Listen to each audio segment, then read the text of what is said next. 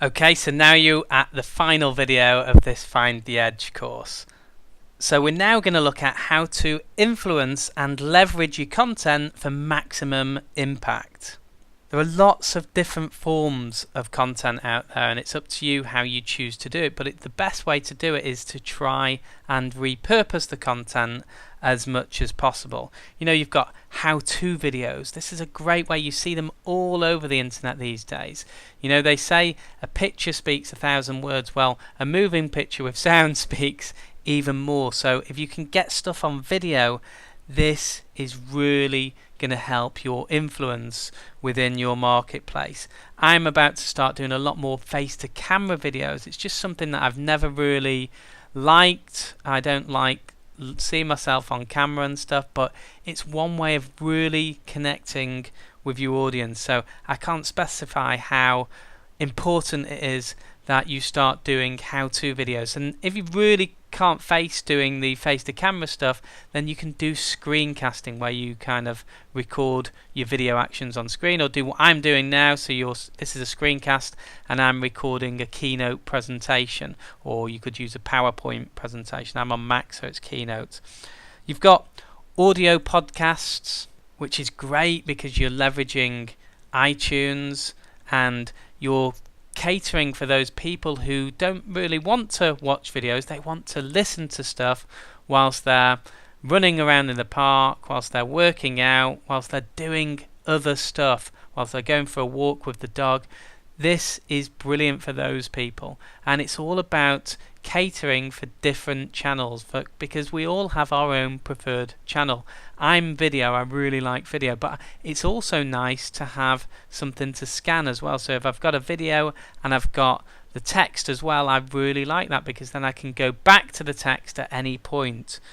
Talking of text, you've got written articles, which is where blogging first started off. It was all about just writing articles, and it's still as important today.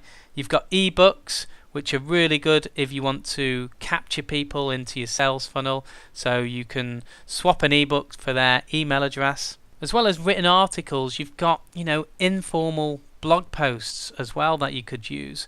And this is slightly different from writing an in-depth article. It could just be a blog post about your opinion on something, for example.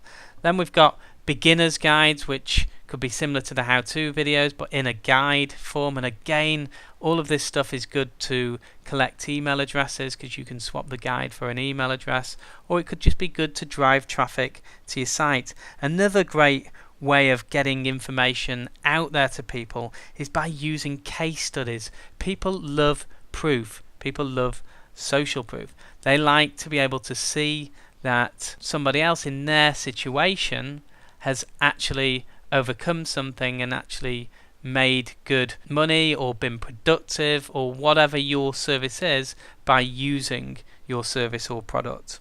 You've also got white papers, which are obviously a little bit more formal, that you can use. If that is what goes down well in your industry, then use it. Another great way of getting content out there is interviews. Now, this could be you getting someone to interview you to get your content out of your head, because it's a really good way of getting content out of your head. Or you could interview other people. It could be other people in your industry. It could be even your competitors, believe it or not. I've interviewed my competitors, because then I've found out that they're actually real nice people, and we've ended up doing business together.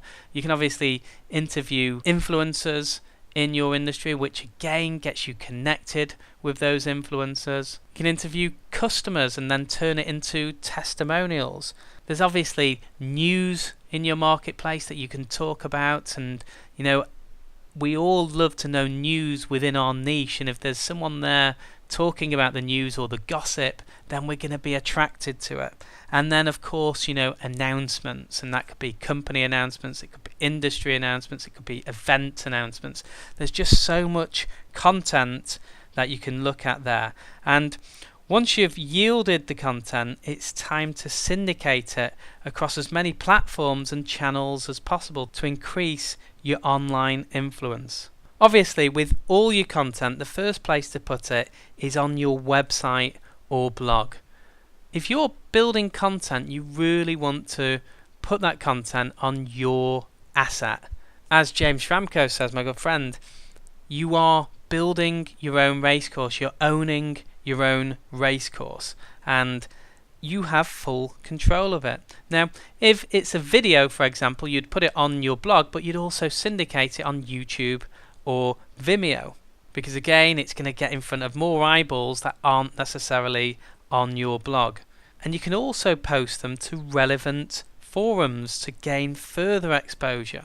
And there's all sorts of groups out there where you can post your content, but if you're going to post it in groups and forums, don't heavily promote. Do it gently and try and do it with invite so that you're not just in there spamming their groups or forums. It's all about etiquette when it comes to forums and groups, and if you do it properly and you share other people's stuff, then other influencers within those forums will share your stuff, and that's how you start building your content network out there with other influencers.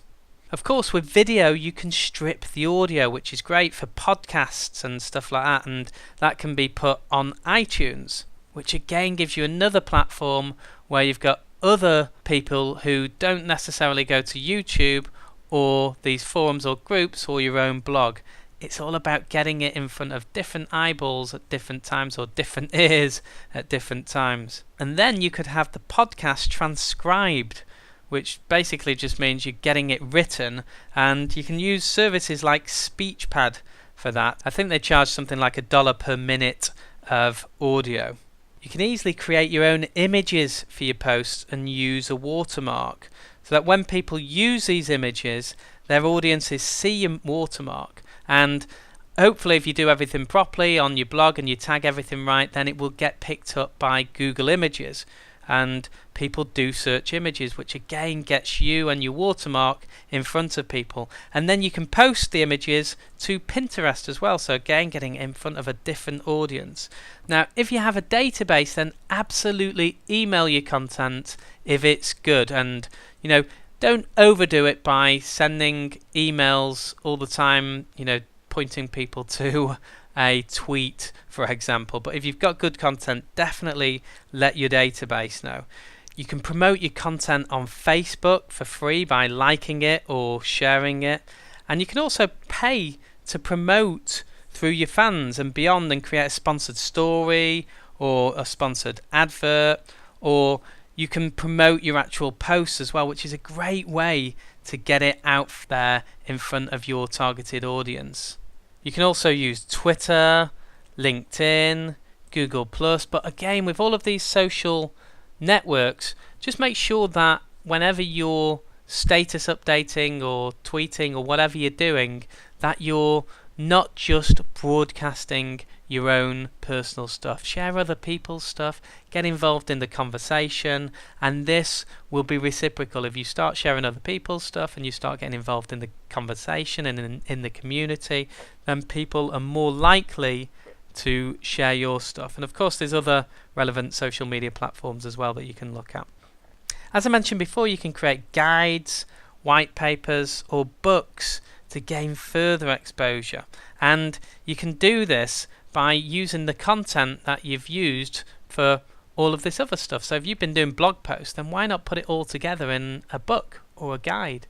Or if you've been making videos, why not get it transcribed and then put all of that together into a book or a guide? Your website should also have an RSS feed, and if it's busy enough, then you may get accepted to sites like Repost or Feedly or Zite, and these are just places that syndicate content out there for their audience. So again, it gives you another audience.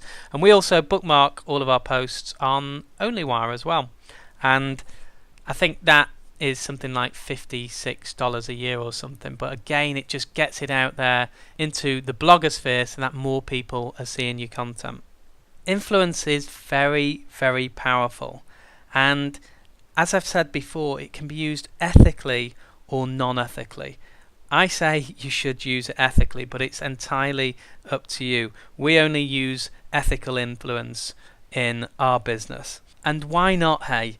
If your products or services add value, then why not make it as easy as possible for your customers to see the benefits so that they can take advantage and reap the rewards as fast as possible? That is ethical influence. I really hope you enjoy all the brilliant and free content on Find the Edge. We love providing it for you, and I live by my motto: expand your influence by helping others.